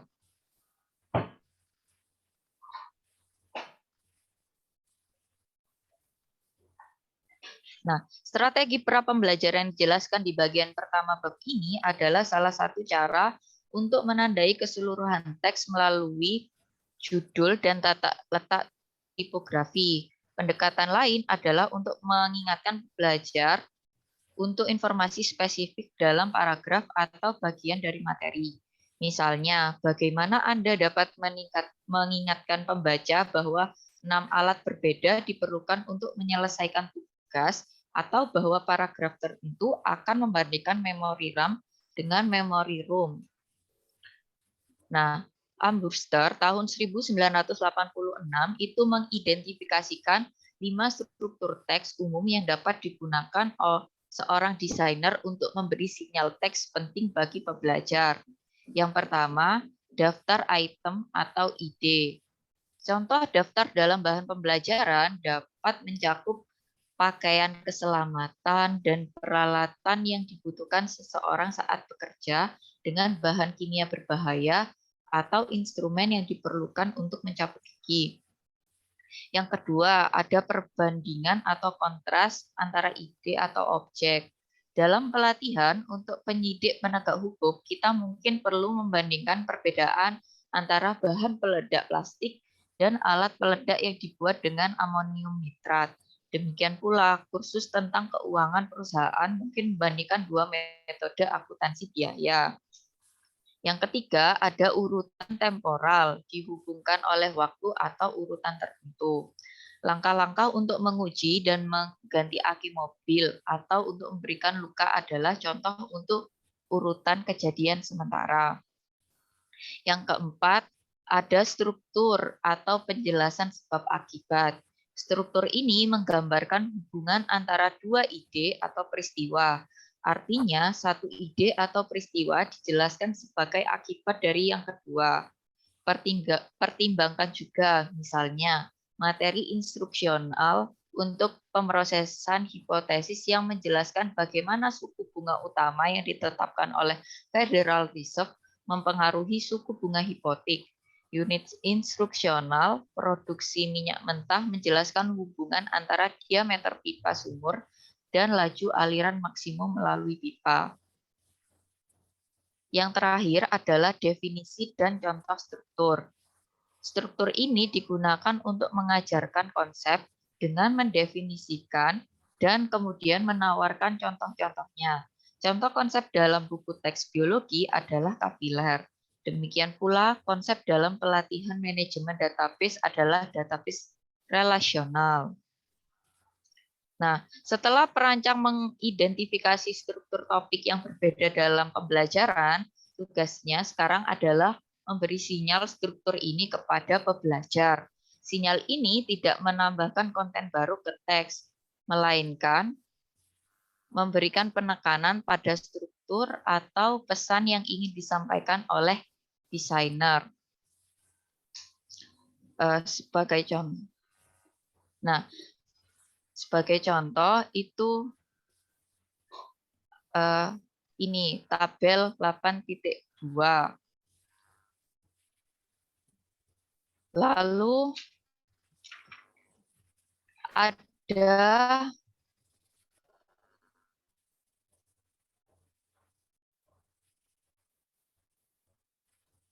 ada dua metode untuk memberi sinyal pada struktur ini.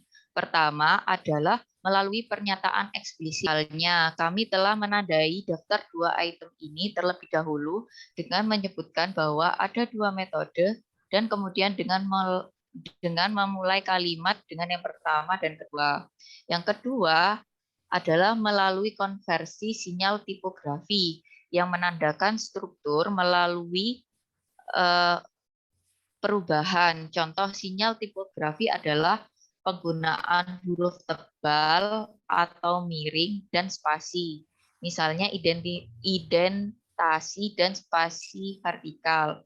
Contoh lain adalah penggunaan matriks. Nah, yang seperti saya contohkan di PPT ini yaitu kata-kata pentingnya itu ada yang digunakan huruf tebal, miring, atau perubahan warna. Dan ini untuk contoh matriksnya. Nah, lalu yang pertama, penjelasan mengenai sinyal eksplisit. Mungkin metode yang paling umum dari pensinyalan eksplisit adalah melalui penggunaan apa yang Mayer tahun 1985 sebut sebagai kata petunjuk. Kata ini seperti ada dua metode, titik-titik. Hal ini memperingatkan peserta didik tentang apa yang diharapkan dalam kalimat paragraf atau bab berikut.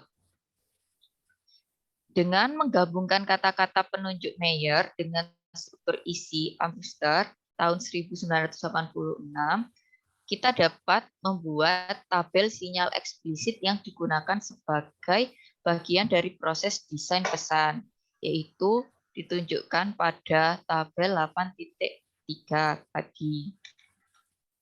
8.3. Seperti ini.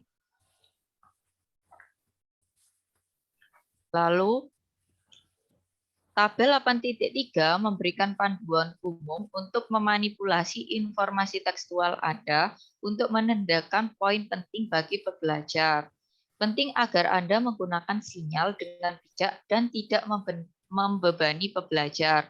Menggunakan terlalu banyak sinyal pada halaman, baik dalam teks cetak atau elektronik, dapat mengakibatkan terlalu banyak gangguan dengan pembelajar gagal untuk mengidentifikasi apa yang penting. Nah, metode yang kedua adalah pemberian sinyal tipografi.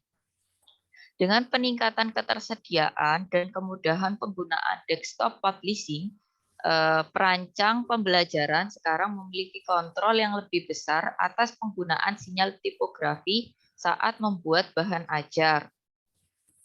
Kita dapat menggunakan tipografi untuk menandai struktur teks dengan mengidentifikasi perubahan topik.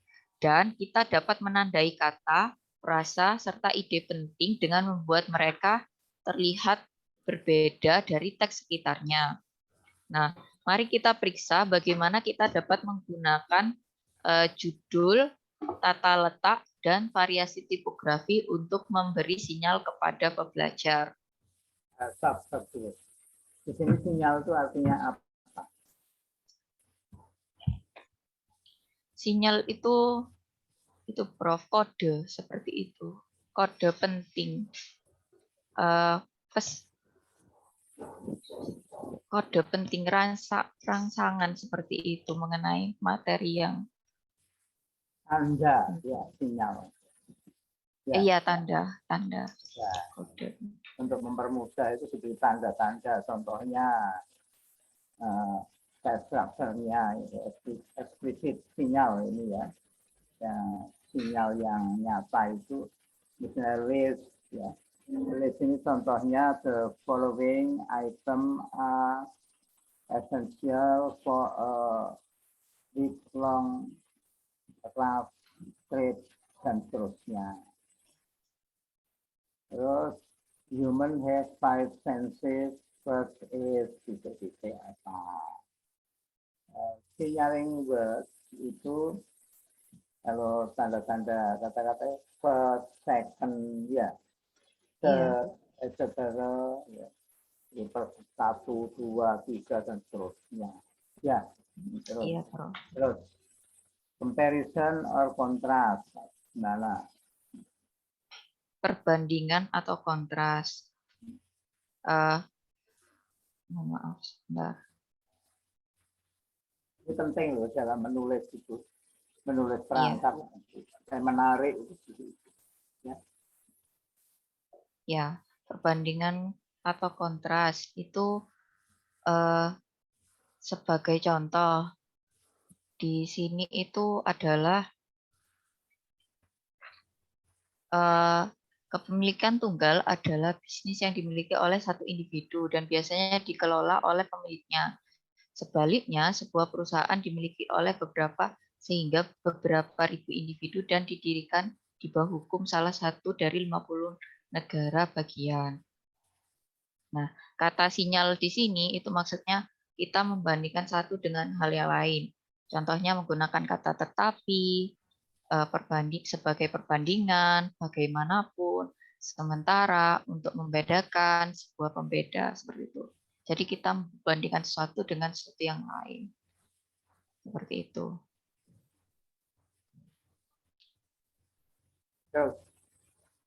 Ya. Lalu ada urutan sementara. Contohnya, tahan tombol komen sambil menekan S untuk menyimpan dokumen. Terakhir, alihkan pemutus utama ke on dan tutup pintu kotak screen. Nah, di sini itu kita menggunakan kata sinyal urutan sementara. Contoh kata sinyal itu dimulai dengan, setelah, selanjutnya, kemudian, pertama, kedua, dan contohnya di sini itu terakhir, seperti itu. Lalu ada penyebab, struktur teks penyebab dan sebab akibat, ya, sebab dan mengaruhi. Jika aplikasi bekerja dengan baik dengan file startup mati, maka mungkin ada konflik dengan file startup. Salah satu hasil dari peningkatan daur ulang adalah pengembangan industri baru untuk mengubah barang-barang ini menjadi produk baru. Nah, kata sinyalnya itu bisa akibatnya, sebagai akibatnya, jika, atau maka, alasannya. Terus ada pengertian dan contohnya. Struktur teks pengertian dan contohnya. Sebagai contoh, aset adalah barang atau sumber nilai yang dimiliki oleh individu atau bisnis. Contoh aset termasuk mobil, gudang, rumah, furniture, dan komputer. Lalu contoh lain adalah Hibernasi adalah periode tidak aktif pada hewan berdarah dingin. Hewan yang berhibernasi termasuk ular, tikus, dan lebah. Nah, ini menggunakan kata sinyal sebagai contoh misalnya sertakan, yang lain, adalah, dan sebagainya. Seperti itu.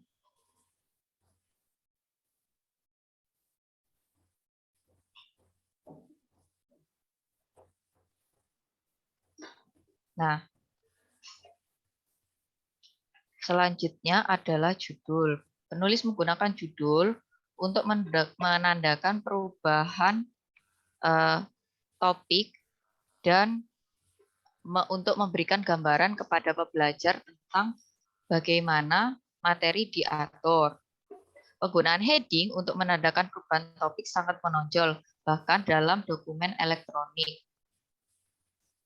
Tag yang akan digunakan buat halaman web menyediakan 6 tingkat heading yang berbeda untuk dokumen web. Sebagai contoh, bisa dilihat pada gambar 8.1. Nah, di sini itu kan ada beberapa judul dengan tingkatan yang berbeda. Ini judul yang paling atas itu judul utama, terus ini ada subjudulnya, seperti itu. Nah, judul adalah kata kunci atau frase pendek yang mengidentifikasi isi dari bagian informasi teks.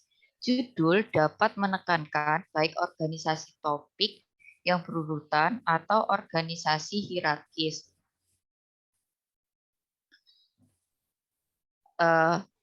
Judul yang mengkomunikasikan organisasi hierarki akan serupa dengan garis besar dalam judul tingkat pertama yang menyertakan angka Romawi. Angka Romawi 1, 2, 3, dan seterusnya. Dan tingkat kedua akan menyertakan huruf kapital A, B, C, dan seterusnya. Sebaliknya, judul disusun secara berurutan mengkomunikasikan informasi tentang aliran ide yang teratur daripada topik. Judul berurutan memfasilitasi pembelajar untuk dapat memahami lebih cepat.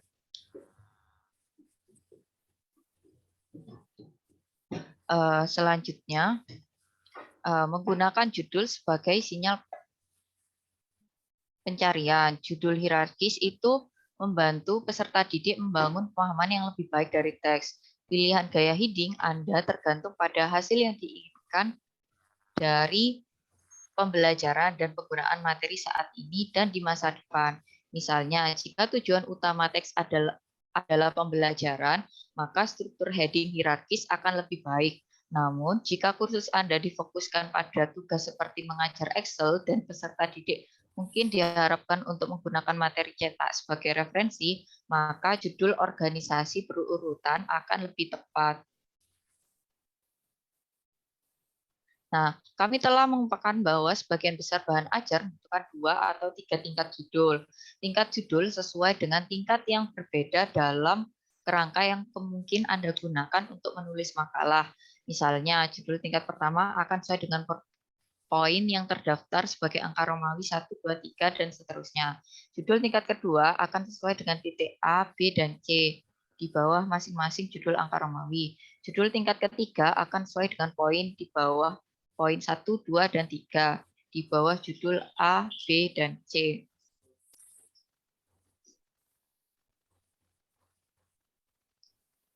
Nah, setiap tingkat heading itu memiliki desain tipografi yang berbeda.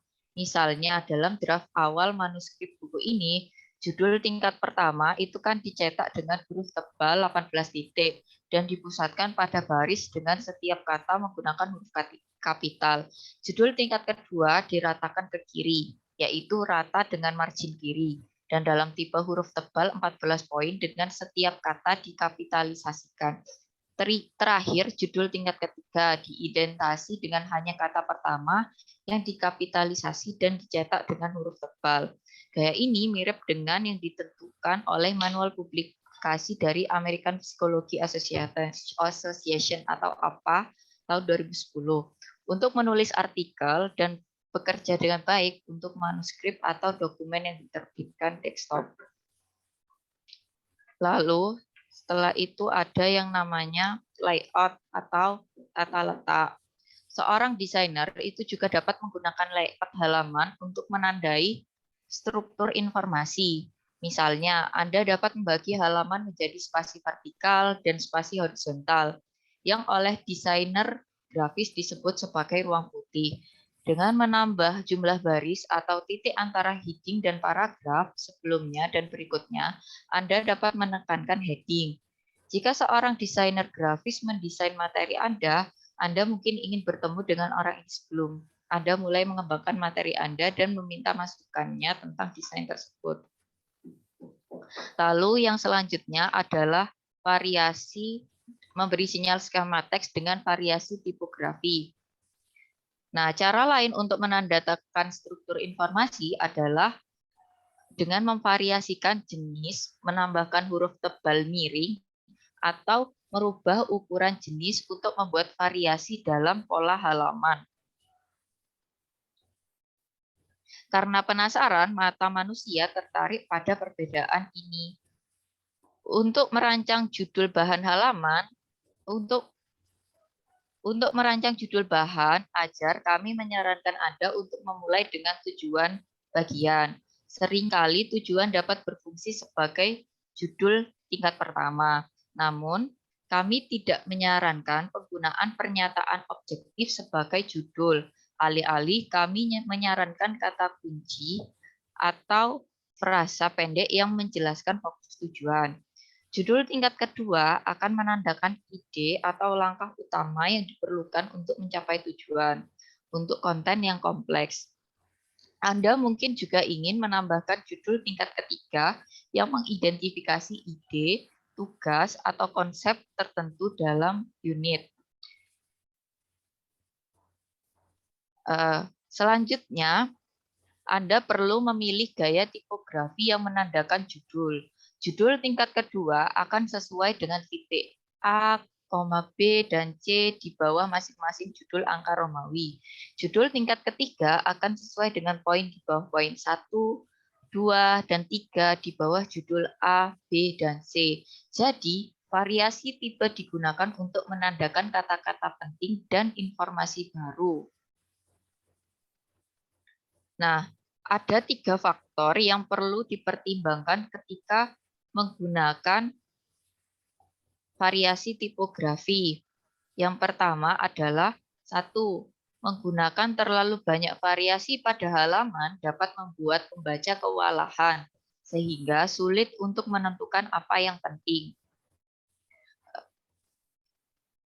Nah, kedua, penggunaan variasi tunggal harus konsisten di seluruh materi Anda. Misalnya, Anda tidak boleh menggunakan huruf tebal untuk mengidentifikasi istilah baru di satu bagian dokumen dan kemudian beralih ke huruf miring untuk fungsi yang sama di bagian lain. Anda harus memutuskan bagaimana menggunakan variasi tersebut jika ada sebelum Anda memulai menulis dan kemudian konsisten terhadap hal tersebut. Ketiga, pencampuran tipografi atau font yang berbeda pada halaman membutuhkan pemahaman tentang kesesuaian dan kontras dalam tipografi. Desainer yang kurang berpengalaman dalam tipografi harus menghindari pencampuran tipografi dan harus bergantung terutama pada penggunaan huruf tebal miring dan variasi ukuran dari satu jenis font untuk menandakan struktur tersebut. Nah, solusi 10% untuk pembelajaran. Salah satu nostrum atau obat yang paling banyak disebarluaskan dalam pendidikan dan pelatihan adalah bagan retensi, yang biasanya diutarakan. Orang pada umumnya itu mengingat 10% dari apa yang mereka baca, 20% dari apa yang mereka dengar, 30% dari apa yang mereka lihat, 50% dari apa yang mereka dengar dan lihat, 70% dari apa yang mereka katakan atau tulis, dan 90% dari apa yang mereka katakan saat mereka melakukan sesuatu. Bagan retensi sering digunakan untuk mendorong guru dan perancang pembelajaran untuk memilih strategi pembelajaran yang lebih aktif. Itu bukan ide yang buruk, tetapi adalah ide yang buruk untuk mencoba mendukung praktek tersebut dengan mengacu pada sumber yang tidak nyata dan data yang terlalu disederhanakan. Lalu selanjutnya adalah strategi penggunaan gambar dan grafik dalam pembelajaran. Ya, gambar dan grafik dalam pembelajaran. Pertimbangan terakhir adalah menggunakan gambar dan grafik dalam pembelajaran. Penelitian yang cukup besar yang diungkapkan oleh Englyn Face dan Cunningham tahun 2004 dan beberapa buku misalnya Willows dan Houghton tahun 1987 dikhususkan untuk studi dan penggunaan gambar dalam pembelajaran serta kemampuan mereka untuk meningkatkan motivasi. Pada bagian ini, kami menjelaskan keefektifan gambar dalam bahan ajar, fungsi gambar yang dapat disajikan, dan beberapa pertimbangan desain umum untuk menggunakan gambar dalam pembelajaran. Pertimbangan pertama yaitu efektivitas. Nah, ada konsensus umum bahwa ilustrasi kondusif untuk mempelajari informasi terkait gambar membantu pembaca membeli informasi teks yang diilustrasikan. Gambar-gambar yang disertakan dengan teks tidak membantu atau menghalangi pembelajaran informasi tekstual yang tidak terduplikasi dalam ilustrasi. Gambar sangat membantu ketika digunakan untuk menunjukkan hubungan spasial yang dijelaskan dalam teks. Misalnya, dalam teks yang menggambarkan hubungan antara posisi bulan relatif terhadap bumi dan matahari saat terjadi gerhana bulan. Gambaran hubungan spasial tersebut akan bermanfaat bagi pembaca. Nah, representasi bergambar juga bermanfaat bila digunakan untuk mengilustrasikan materi abstrak dan gagasan utama dalam teks. Namun, tidak ada satu jenis informasi yang lebih diuntungkan dari ilustrasi daripada yang lain. Namun, ada kalanya beberapa gambar seperti diagram tidak selalu bermanfaat. Diagram yang digunakan untuk mengajarkan pemecahan masalah paling efektif dengan siswa yang memiliki kemampuan lebih tinggi dan mampu menghasilkan pemahaman masalah yang akurat dari diagram tersebut. Untuk siswa ini, diagram bisa membantu transisi ke representasi mental dari masalah, diungkapkan oleh Bot dan Codinger 2012 dalam Scholar 2017.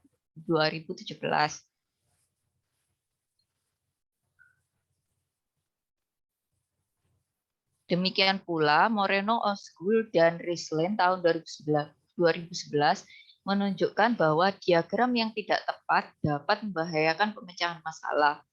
Mereka menyarankan bahwa diagram kaya persepsi seperti salah satu sirkuit listrik yang menggunakan gambar komponen seperti bola lampu dan resistor itu kurang efektif dalam meningkatkan pemecahan masalah dan keterampilan dan mentransfer keterampilan daripada representasi abstrak.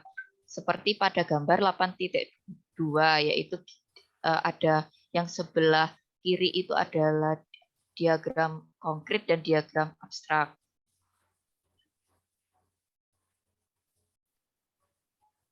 Penelitian ekstensif tentang keefektifan berbagai jenis ilustrasi adalah subjek dari banyak karya.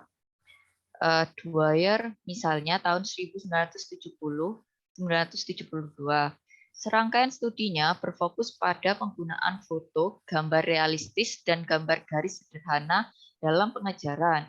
Dia menyimpulkan bahwa jika peserta didik memiliki waktu terbatas untuk melihat ilustrasi, seperti dalam presentasi eksternal, seperti rekaman video atau kuliah, maka gambar garis sederhana cenderung paling efektif. Namun, jika lingkungan belajar itu serba mandiri, maka pembelajar lebih mungkin memanfaatkan detail dalam gambar yang lebih realistis seperti foto. Namun, selalu ada kemungkinan bahwa pembelajar dapat fokus pada bagian ilustrasi yang tidak sesuai dengan terlalu banyak detail.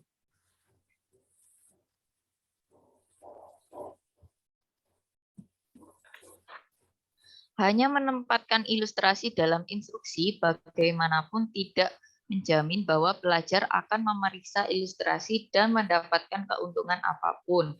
Mengarahkan perhatian pembelajar pada ilustrasi melalui petunjuk seperti periksa perbedaannya. Namun, peneliti lebih berhasil ketika pelajar berinteraksi dengan atau mempelajari ilustrasi. Misalnya, perancang mungkin meminta pembelajar untuk memberi label bagian dari diagram atau gambar, menjawab pertanyaan tentang gambar, atau menelusuri dan mempelajari gambar. Demikian pula, perancang mungkin meminta pembelajar mengidentifikasi informasi yang relevan dalam teks dan gambar dengan menggarisbawahi atau menyoroti informasi tersebut.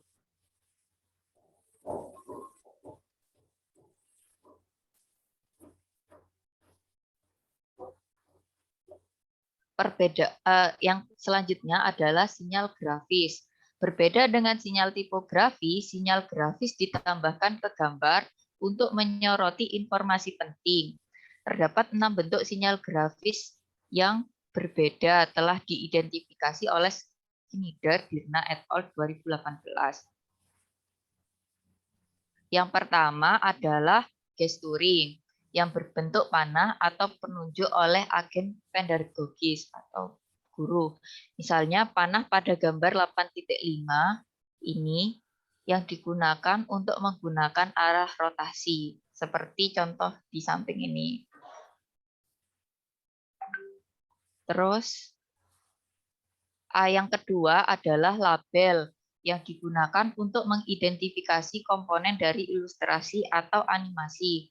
Pada gambar 8.2, kata baterai dan bola lampu adalah contoh ilustrasinya. Seperti pada gambar di samping, yaitu pada bagian ini itu dilabeli baterai dan ini dilabeli sebagai lampu. Lalu yang ketiga adalah flashing, yaitu menyalakan dan mematikan lampu. Flashing mudah diimplementasikan dalam animasi atau halaman web, tetapi hanya dapat dilakukan secara simbolis dalam gambar statis.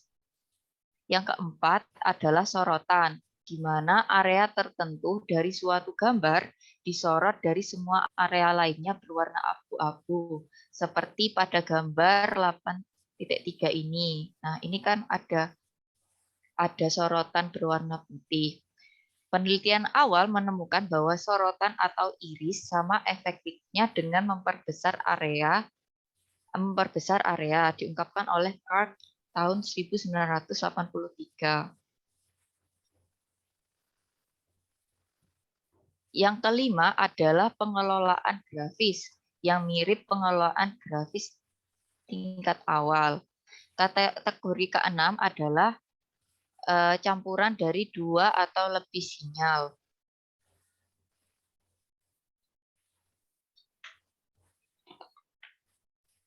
Lalu selanjutnya adalah fungsi gambar.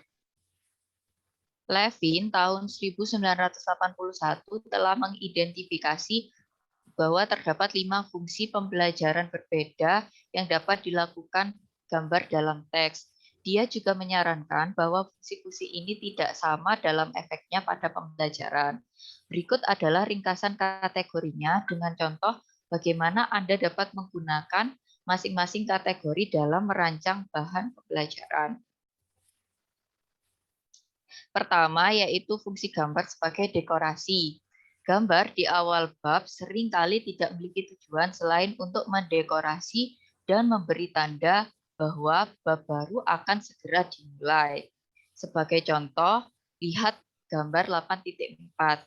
Dari sudut pandang penerbit, penyertaan gambar ini meningkatkan penjualan dengan membuat teksnya menjadi terlihat lebih menarik. Fungsi gambar yang dekorasi, seorang perancang pembelajaran mungkin melihat gambar sebagai motivasi bagi siswa. Desainer grafis juga menggunakan gambar dekoratif dalam teks untuk membelah halaman sehingga menarik bagi pembaca. Gagasan umumnya adalah bahwa satu halaman penuh teks bisa mengancam pembaca atau membuat pembaca bosan.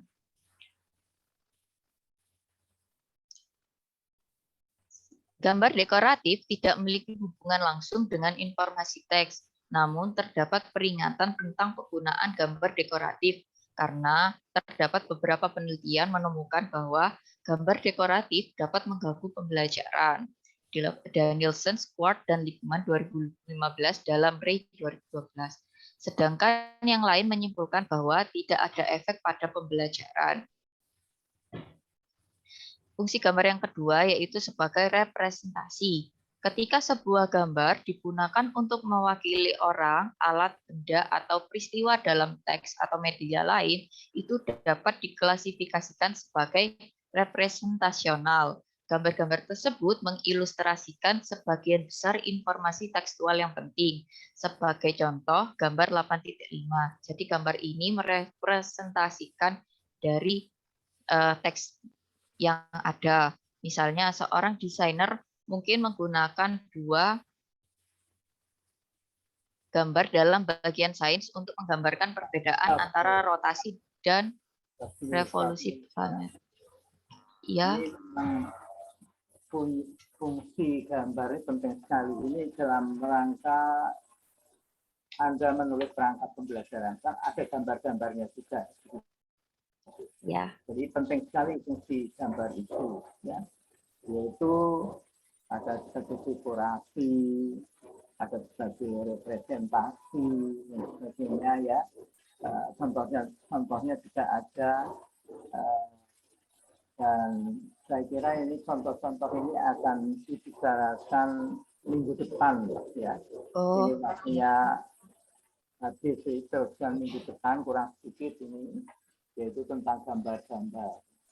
Juga mengenai heading, juga misalnya perangkat pembelajaran ini tentang hukum Bernoulli, misalnya headingnya hukum Bernoulli, ya nulisnya bagaimana, ada cara-caranya sendiri, aturannya seperti itu. Jadi menulis gambar, menulis gambar grafik juga beda juga, ya, di situ. Ya.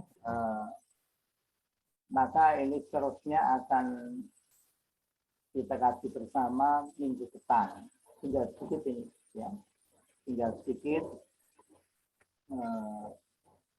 dan akan diteruskan pada chapter 9 juga.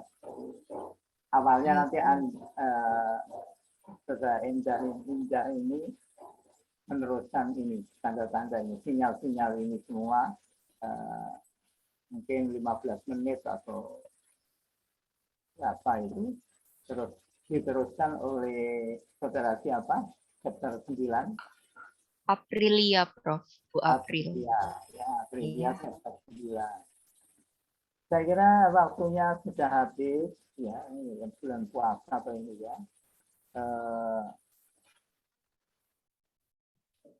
Assalamualaikum warahmatullahi wabarakatuh. Ya, Waalaikumsalam.